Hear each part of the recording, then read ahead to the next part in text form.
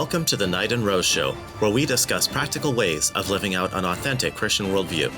Today, we are continuing our discussion of last week's topic, Was Jesus a Socialist? I'm Wintery Knight. And I'm Desert Rose. Welcome, Rose. So we ended last week's episode by refuting the most commonly cited passages used to claim that Jesus supported socialism. In this episode, we're going to be looking at some teachings of Jesus that indicate that he was not a socialist. But before we get to that, you mentioned that there was something you wanted to add about last week's topic. Yeah, I wanted to say something about upward mobility. So proponents of socialism and Marxism like to pit people against each other. They identify some people as the bourgeoisie and others as the proletariat. These are the haves and the have-nots. Or in today's language, some are the oppressors and others are the oppressed. And they try to maintain or argue that the bourgeoisie will always be the rich and the proletariat will always be the poor, as if there's no mobility in these groups whatsoever. Right. Yeah, Thomas Sowell discusses this in his books on economics. Socialists like to talk about the top 1% or the super wealthy as if it's always the same people in these groups. Right. He argues that in a free enterprise society, this is not the case because there's constant upward mobility. Every generation starts out with little and rises in the ranks of wealth over time. This information is tracked from the U.S. Census. You can see it. The names in every quartile are always changing. That doesn't happen in socialist societies. In socialist societies, the few powerful elites remain the powerful elites, and everyone else remains poor, or actually gets poorer over time as the government runs out of other people's money to spend. It's just a lie that under capitalism, you will always be in the same station of life that you're in when you're 25 years old. Yeah, when you mention economic mobility, it makes me think of some of the people who were running for president in the previous presidential elections, people like Marco Rubio and Ben Carson. They start out from very modest circumstances and their families are somehow able to get them, into these elite circles within a very short time. And I think that happens more in America than it does in societies that are more socialist. Oh, absolutely. As a matter of fact, that does. Yeah. Okay, well, let's continue with today's topic. So we're going to look at the historical sources. Do you see any that indicate that Jesus would not be a socialist? Absolutely. So throughout the Bible accounts, people owned private property and were free to use it however they pleased. And private ownership was not only assumed, it was also actually affirmed as a good thing. So let's look at a few examples. Okay, so the first one that comes to mind is Ananias and Sapphira from Acts. Where's that? That's Acts chapter 5. Okay. Last time we looked at Acts chapter 4. This follows right on the heels of that. So what happened was Ananias and Sapphira owned property. They sold their property, kept some of the profit for themselves, and they donated the rest to the church. But they lied and said they donated the full amount for their property. So Peter then called them out for lying. He said, Ananias, how is it that Satan has so filled your heart that you have lied to the Holy Spirit and have kept for yourself some of the money you received for the land? Didn't it belong to you before it was sold? And after it was sold, wasn't the money at your disposal? What made you think of doing such a thing? You have not lied just to human beings, but to God. Yeah, that's the key part. Like, this is a great opportunity for Peter to say to them, oh, owning land is terrible. You're a bourgeoisie, Right. Making free trades with other people, voluntary exchanges. That's terrible. We should let the government decide. But he doesn't say any of that. He's like, yeah, private property is fine. Selling and buying is fine. But don't lie about it to make people think that you're being more generous than you are. Exactly. So Matthew 20, verse 15, the parable of the laborers, as it's sometimes called. In this parable about the kingdom of heaven, a landowner hires different workers at different times of the day. At the end of the day, the landowner gives them all the same pay. The workers who started earlier in the day are upset because they think they deserve more than those who didn't start working until later. The landowner then replies when the people are upset, the workers are upset. He says, I am not being unfair to you, friend. Didn't you agree to work for a denarius? Take your pay and go. I want to give the one who was hired last the same as I gave you. Don't I have the right to do what I want with my money? Or are you envious because I am generous? Wow. Okay, stop. Let me talk about this. This is very important. So Do you remember that famous quote from Barack Obama, who is a socialist, where he said that successful people didn't build their own business, they didn't Yeah. build their own wealth. He said, "You didn't build that," and making Yeah. fun of the productive people. This is a person, Barack Obama. He was born into luxury. He had a very, very rich family. They put him in very fancy schools, and when he graduated, he never went to work in the private sector. So he doesn't have that experience of being faced with competitive pressures and being forced to produce or having the business go under. So it's just no wonder to me that someone who doesn't have the experience of having to produce anything for money and please customers would then turn around to the entrepreneurs who take all these risks in order to develop these products and services that people really want and that enhances their lives. And he says to those people, you didn't do anything. You don't own what you made. Somehow, some other people who weren't there in the computer lab, they deserve credit for your code. Yeah. The people who didn't, start this restaurant, they deserve credit for your restaurant success. Let me just say this. As a Christian man, I have a Christian life plan, and I am delighted when I read passages like this from the Bible. Don't I have a right to do what I want with my own money? That supports my right to spend what I earn on Christian priorities and not have a socialist, come along and say, you didn't build that, and so I get to spend it. I get really annoyed when I see people come into my life and want to spend my money on their priorities, buying votes, making people like them, and all this stuff. Look, I never saw you in the computer lab. You don't have a right to what I earn. So keep out of it. I have things I'm trying to achieve. Yeah, I mean, these people can't even pay back their student loans. So they can't even move out of their parents' basements a lot of the time. But still, they want to tell me how to run my life. Exactly. All right. Yeah. So back to the parable. So the government doesn't get to tell the landowner what to do with his money or how much to pay his workers. The only problem here is that the worker was envious. And that's the biggest problem that leads to socialism. People are envious of what others have. They're jealous and they're willing to employ the government to go and take what rightfully belongs to the people who earned it in order to give it to those who didn't earn it. Yeah, it seems like these socialist governments are really good at taking what other people produce and redistributing it to all of their favored groups. That actually reminds me of one of my favorite passages from 1 Samuel 8, verses 10 through 18. This is exactly what God said would happen when Israel demanded a human king so they could be like all the other nations. So if you don't mind, I'd love to read that and just listen to God's warnings to Israel through the prophet Samuel as I read this. Listen for the word take and the word and what he's taking it for, whose stuff. Okay. It starts, so Samuel told all the words of the Lord to the people who were asking for a king from him. He said, these will be the ways of the king who will reign over you. He will take your sons and appoint them to his chariots and to be his horsemen and to run before his chariots. And he will appoint for himself commanders of thousands and commanders of 50s, and some to plow his ground and to reap his harvest and to make his implements of war and the equipment of his chariots. He will take your daughters to be perfumers and cooks and bakers. He will take the best of your fields and vineyards and olive orchards and give them to his servants. He will take the 10th of your grain and of your vineyards and give it to his officers and to his servants. He will take your male servants and female servants and the best of your young men and your donkeys and put them to his work.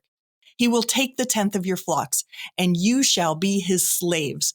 And in that day, you will cry out because of your king, whom you have chosen for yourselves, but the Lord will not answer you in that day. Yeah, this is a condemnation of the idea of electing a government that is interested in confiscating wealth and using it for their own purposes. Yep. So exactly. I don't know how it could be that so many Christians would be interested in this idea that a secular government knows best how to redistribute wealth.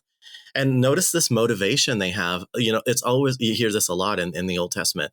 We want to be like the other nations. That's why we want a king. Is this a good motivation? Do we look at other countries and say we have to be like them, and that's the reason why we need to become socialist? I'm seeing that actually a lot today among friends and acquaintances and on social media. People say, people like, oh, I'm so embarrassed to be American. Oh, we're such a horrible nation. We should be more like Europe and things like that. And Hmm. that's just absolutely ridiculous. We see here a very sober warning when that's what we're concerned with, being like the other nations as opposed to being people who live for the glory of God. Right. Yeah, definitely wanting to be like these other nations that are perceived as more just and more fair. But I think a lot of people are also motivated by just looking at their neighbors who are spending their money in a different way or who are working maybe harder or more focused on their careers. And they just feel this envy or maybe greed, for their neighbors' possessions. That also seems to be a root cause of this socialist interest.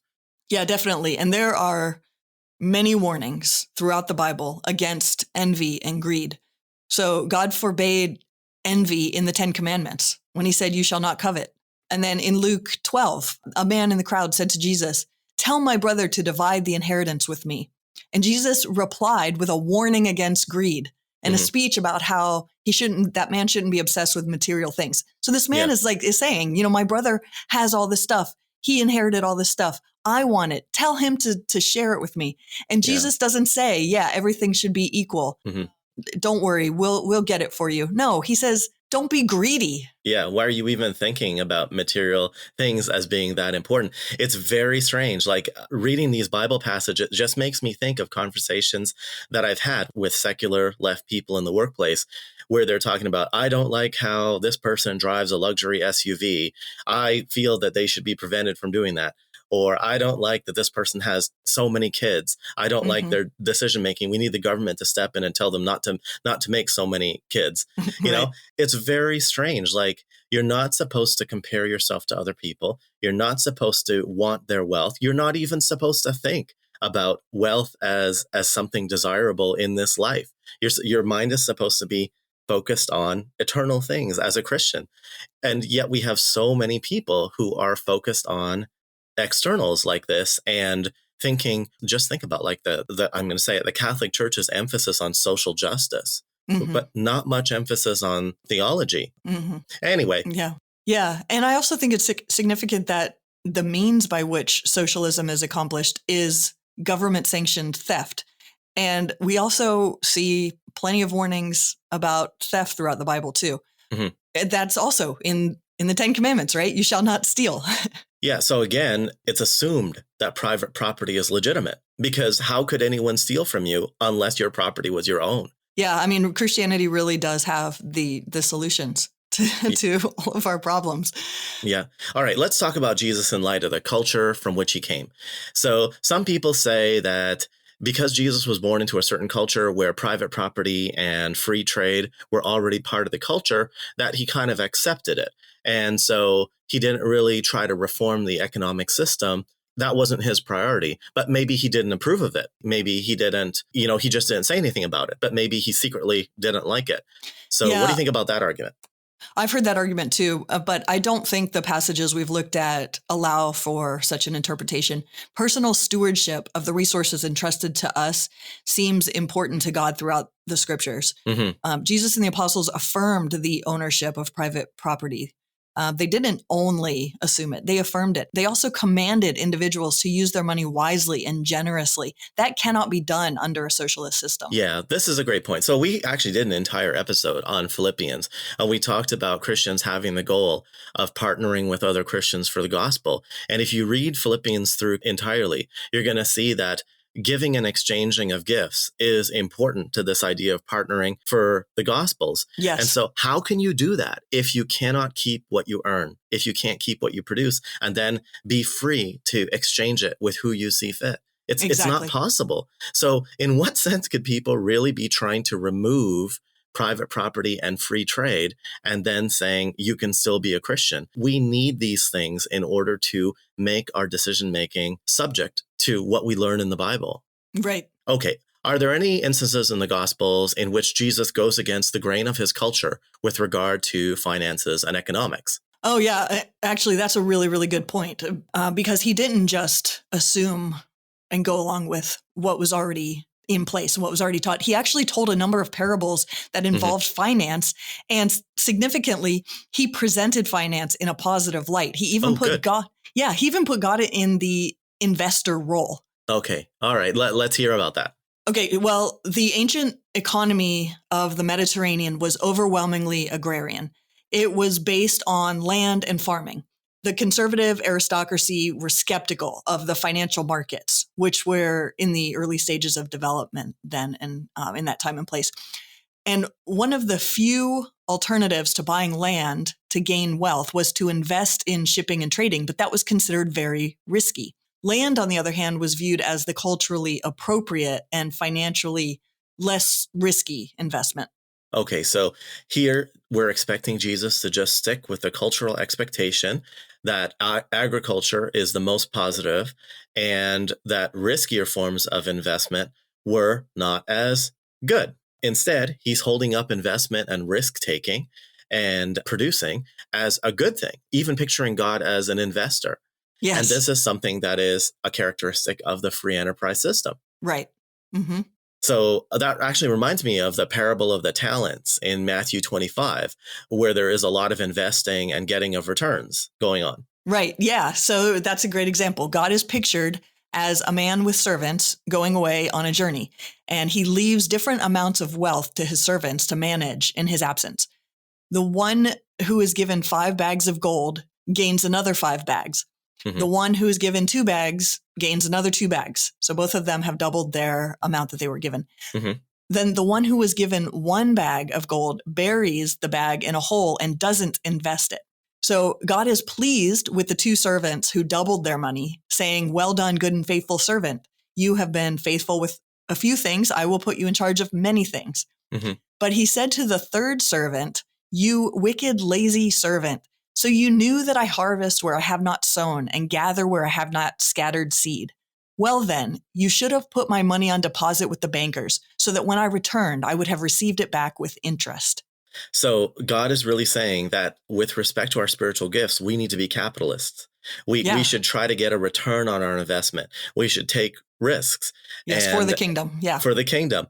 And I have to believe that in addition to our talents in taking care of other people, in being good listeners, in prayer, in all of the spiritual gifts, that surely that being productive, earning and saving, and self-denial, like saying, well, I really want this boat, but I'm not going to buy a boat because I would rather, start a podcast or bring a speaker to my church. I have to believe that managing your money is one of the ways that you produce a return for the kingdom. And how are we supposed to do that if some socialist comes along, snatches up all of our money and sends it to Ukraine, or, gives everybody taxpayer-funded sex changes? We're losing our ability to have a Christian life that is productive.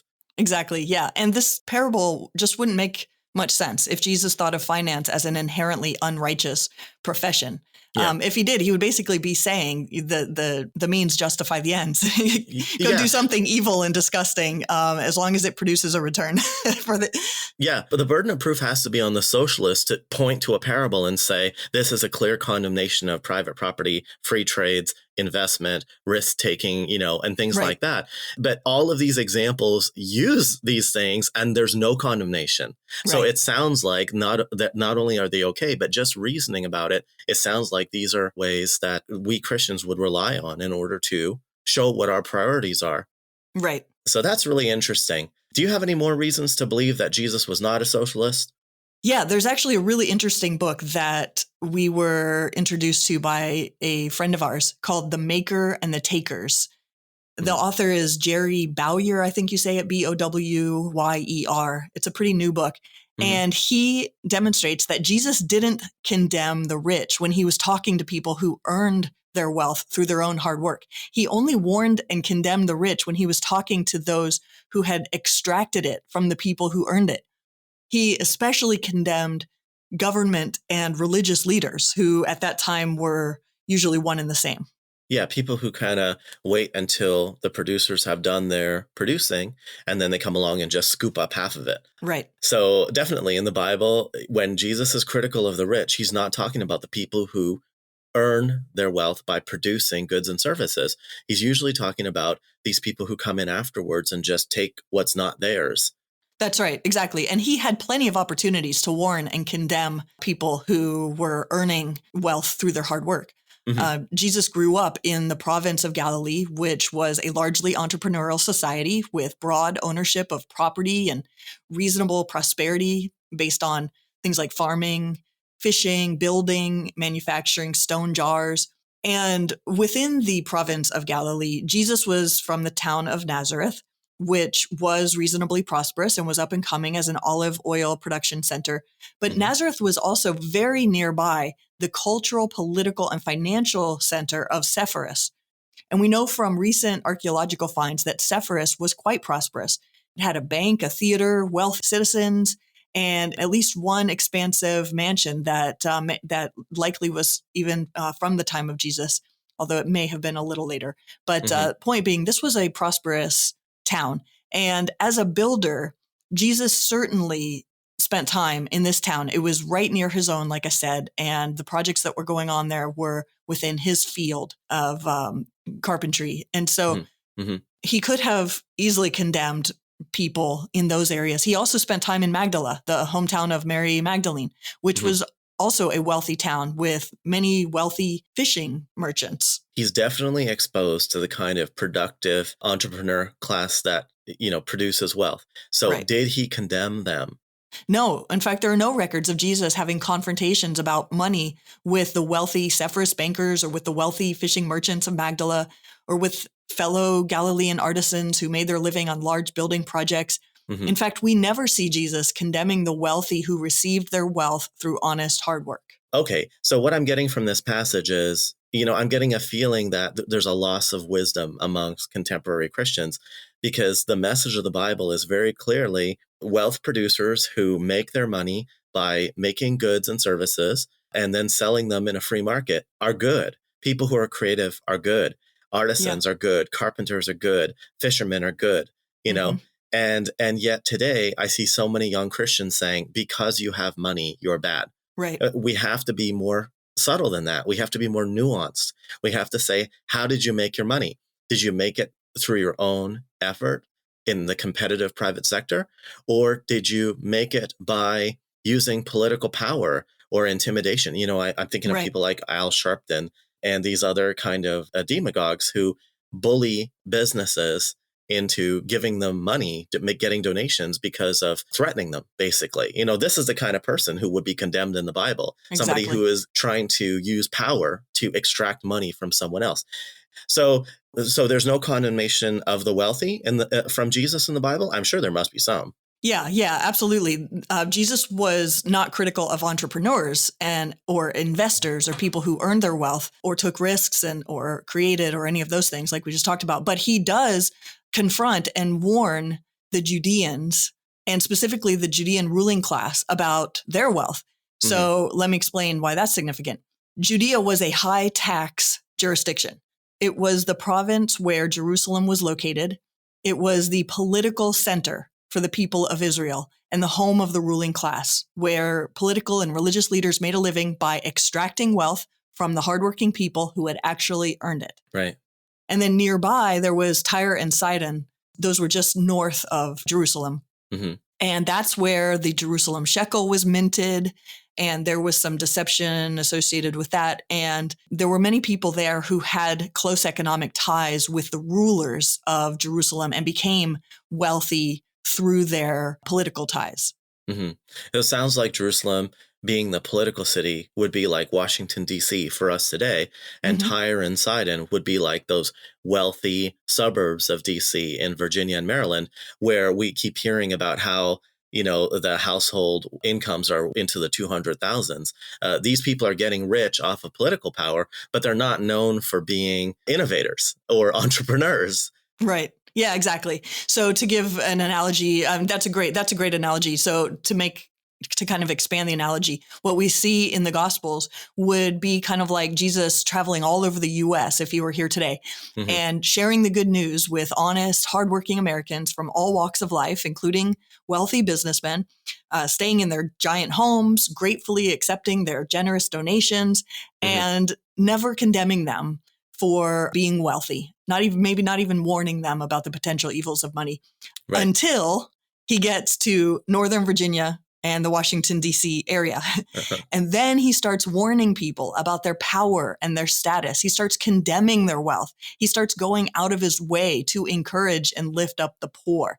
If you didn't know anything about the culture or the situation there, and you were just reading these accounts 2,000 years later, you know, if all of that was recorded today, you may not understand. You may conclude that, oh yeah, Jesus hated the wealthy. Oh yeah, he wanted everyone to strive to be poor. That's ridiculous. If you know the cultural situation and you read it in the context in which it was written, you see that Jesus was concerned with people who were extracting wealth from others. Yeah, I see that. And that's why it's important to read the Bible in its historical context and not just pluck out the verses that apply to my life and give me comfort. The historical context is necessary for us to get the full picture of what's going on here. Okay, so let me just ask you this. Which economic system encourages and promotes this honest earning of wealth? That would be capitalism. Okay, that's what Jesus praises. He's praising people who earn their own success. All right. And which economic system is based on extracting wealth by political pressure, by, shaming, by blackmail, those kinds of pressure tactics, strikes, people striking in front of and going on strike and just trying to get more money without actually earning it? Yeah, so that would be socialism. Okay. This is another indicator that Jesus was not and never would be a socialist. Well, he keeps invoking private property, investment, and hard work, and he's condemning the people who are getting their wealth by using power and not by producing anything. Yeah, exactly. I'd say it's a virtual certainty that in a fallen world with imperfect people, Jesus would absolutely not be a socialist. Excellent. Okay, so we're getting to the end of the podcast. So do you have any more thoughts about this topic of, was Jesus a socialist? What does the historical record tell us about what he believed about money? What was worth condemning? What was he praising? And so on. Yeah, well, we've talked a lot about Jesus, but of course his followers, his apostles, received their teaching from him. So I'd like to maybe close with this teaching from the Apostle Paul that I think disqualifies socialism as a preferred economic system for Christians. Oh, excellent. Okay. So Paul wrote in 2 Corinthians 9:7, each of you should give what you have decided in your heart to give, not reluctantly or under compulsion, for God loves a cheerful giver. So socialism precludes Christians from being able to obey this command. Socialism demands giving under compulsion. It's by force and not voluntary. It doesn't allow for voluntary and cheerful giving, as the Apostle Paul tells us to do as Christians. Socialism is not compatible with the teachings of Jesus. It's not compatible with the teachings of Paul. It's not compatible with the teachings of Peter. And we'll find out in our next episode that it's actually not compatible with the values and priorities of Christianity as a whole. In fact, socialism is a competitor to Christianity. They do not and cannot coexist, nor were they ever intended to. Yeah, I want to pick up on that. I hope I'm not stepping on the toes of our next episode to just mention that it seems to me that if you make a bunch of money and you earn it and then the government takes half, that your ability to give to charity in the areas that you care about would be impacted by that. Absolutely. Yeah, absolutely. And that's why that's going to be something that we mention and expound upon in the next episode. There's several other Christian priorities that simply cannot be carried out under a socialist system. Right. Like if the government steps in and says, we're going to take control of large sectors of the economy where typically you would be purchasing this freely with your own earned money. But now we're going to own it and you're going to use it the way we want you to use it. So if you are looking for a school that teaches American history accurately, we don't have that for you. But you've already spent the money on us through your taxes. You've already bought a school system run by the government. And if you now want to take your money and go to a school system that respects your values, too bad, you don't have the money for that. With respect to giving, so the government says, well, we want to donate money to illegal immigrants and refugees. So give us your money and we're going to give it to them. This is what we think is charity. And then they turn to you and say, or you say, I want to give charity to Stand to Reason, or Right. Ratio Christi or Reasonable Faith. Yep. And you look in your wallet and your wallet has dust in it. Right. So there's no money available for you to be a cheerful giver. Right, exactly. And I'll add to that, there would be, under socialism, there would be no Stand to Reason. There would be no Reasonable Faith.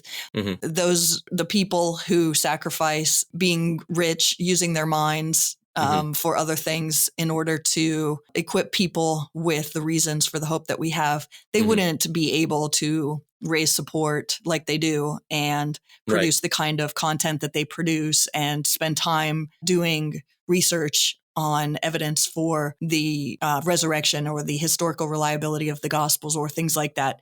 Right. They just wouldn't be able to make it as such. They would do what the government told them to do.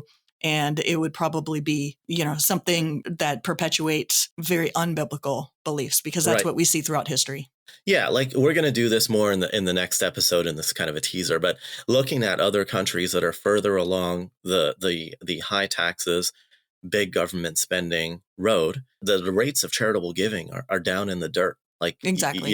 You don't find evangelical apologetics ministries in France or Canada even. Mm-hmm. So if you're living in Venezuela, you're trying to figure out where you can get water to drink. If you're living in South Africa, you're trying to figure out when the blackouts of power will stop so that you can turn on your stove and cook something to eat. There is, and water is a big problem there too. Yeah. If you're in North Korea, you're trying to keep your mouth shut so that you're not the next one to be executed. Right. If you own a Bible, that's a capital offense. Right. So Christians need to be very careful about this. When you become a Christian, you're not doing this in a way to sort of tell other people, hey, I'm a Christian. You can't judge me. Everybody like me. Oh boy, I'm so glad that I've adopted Christianity so that now no one will condemn me and my life is going to get better. People are going to think good things about me. I kind of see that from some of these elite Christians, this attitude that, I'm doing this so that people will think I'm good. This is not what you're hoping to achieve as a Christian. You want to act out what is in the Bible. And if you see charitable giving, partnering for the gospel in the Bible, then you're very sensitive to the idea that some atheist is going to come, some secular leftist is going to come along, follow you home from the computer lab, and then right before you close the door, they snatch your wallet and take half of what's in there, and you get the rest to try to accomplish all the things you're trying to accomplish as a Christian. It's just not something that's attractive to a Christian who wants to score points, not for their salvation, but as part of their relationship with God. Like, you want to be known, you want to follow Jesus, you want to engage in activities where you follow after him and have similar experiences. Is it a good idea now for us to talk about books? This will be the last thing we talk about.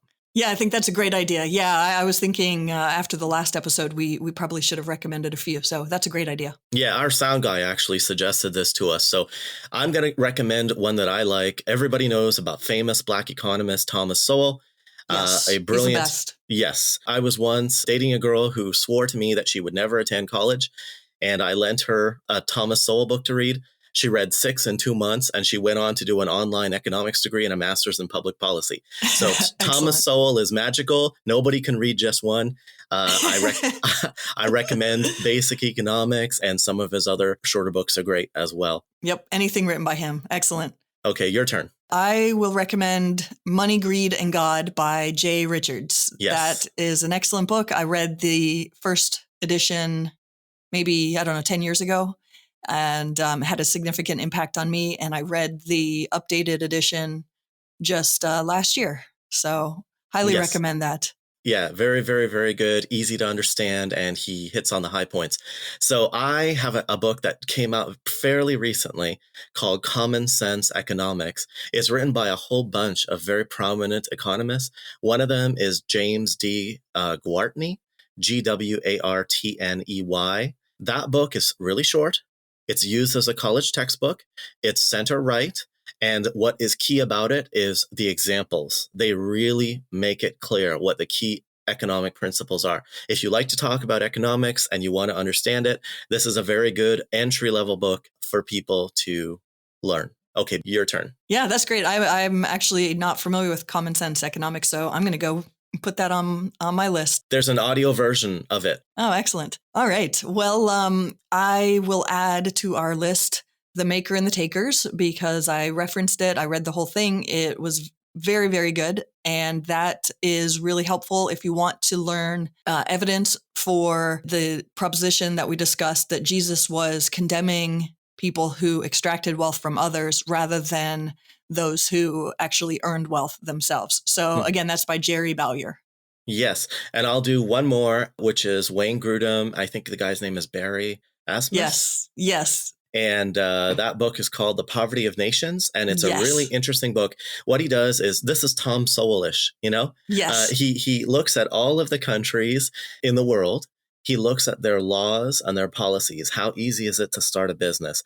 How much do they respect private property? How high are the tax rates? All of the things that we talked about that the Bible seems to praise, or at least, accept, that are part of the free market system. He looks at all the countries and decides how they're doing in providing these minimal laws and policies that support a free market system. And then he looks at how wealthy the people are there.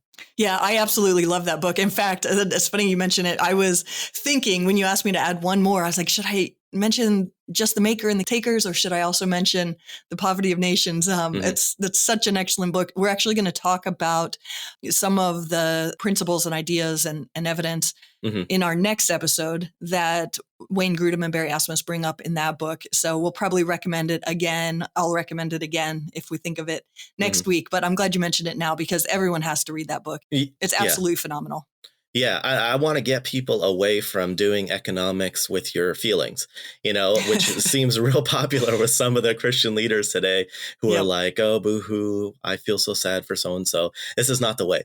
We want to look at what works, and then we want to support policies that will get the job done.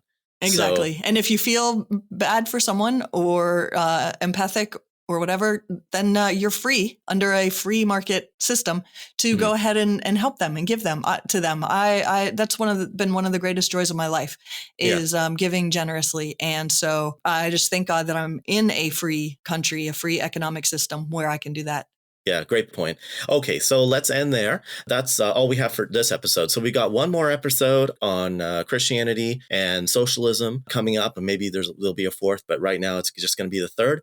So if you enjoyed this episode, I really urge people write to me and they go, when's the next episode coming out? What really helps us is we like to see that people are listening to what we produce.